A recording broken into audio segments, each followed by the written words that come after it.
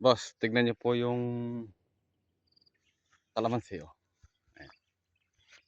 Galing po rito kanina si Kabady.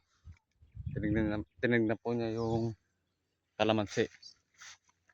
Tinanong ko sa kanya kung bakit nagkakaganda rin yung dahon ng kalamansi. Medyo nangangalawang ng konti. Sabi niya sa init. Tagaraw kasi. Ganyan lang talaga kayo kalamansi. Ayan.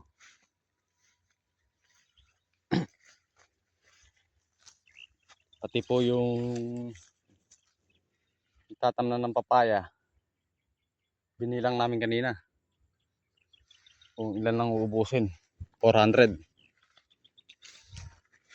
400 piraso ang ubusin.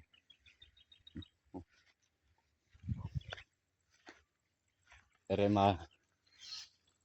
ma-spray ko na po ere.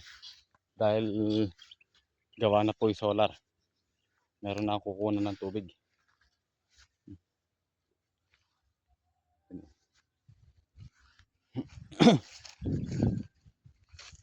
Kaya matutubigan na po ngayon yan. Kalamansi na yan. Talagang meron siyang mahinang bumulas. Kalamansi. Kaya akala nyo may habol-habol. Ayun o.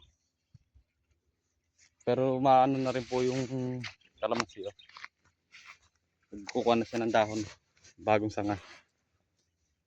Sana tumuloy din. Para humabol sila.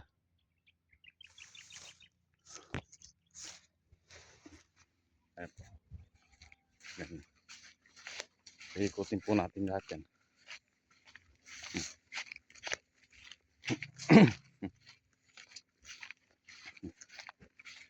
Meron naman pong boss dulo. Ma-spray na rin yan dahil may ikon na, may tubig na. Maluwang pa po yung ina-spray. Maluwang na ina-spray ko rin eh. Tapos, meron pa siyang tira na bobombay.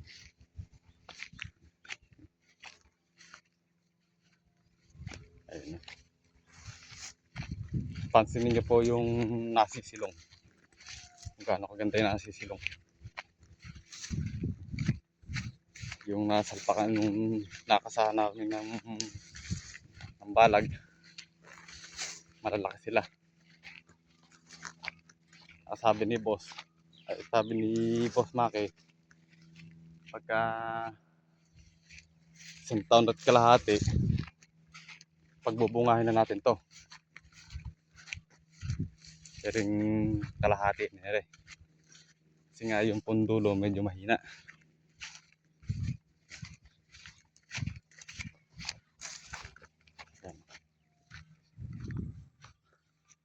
Yan pa lang po, yan po yung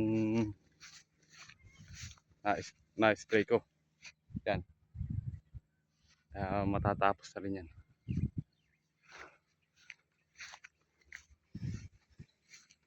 Bukas naman po ng maga, grass cutter. Aalisin ko po yung mga damo niya sa ilalim ng puno.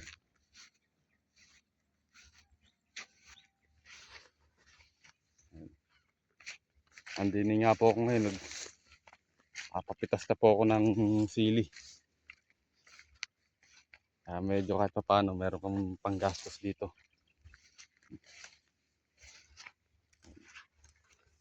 Pero po pataba po yan, yung puti na yan. Pataba yan boss.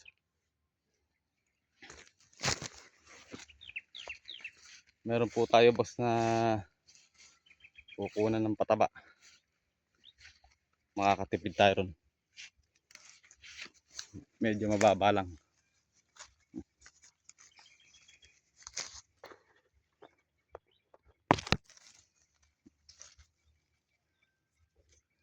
Ayan, halis ko po yung mga bunga na yan.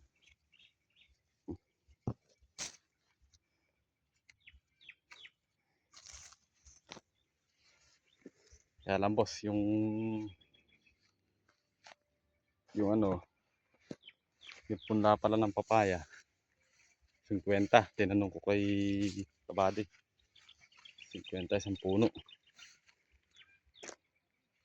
Eri po boss yung padadaop ko.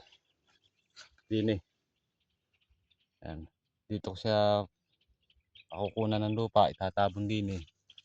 Yung tubig niya, kalamansi lang ang makikinabang. Pagka pinadukitan kong ganun.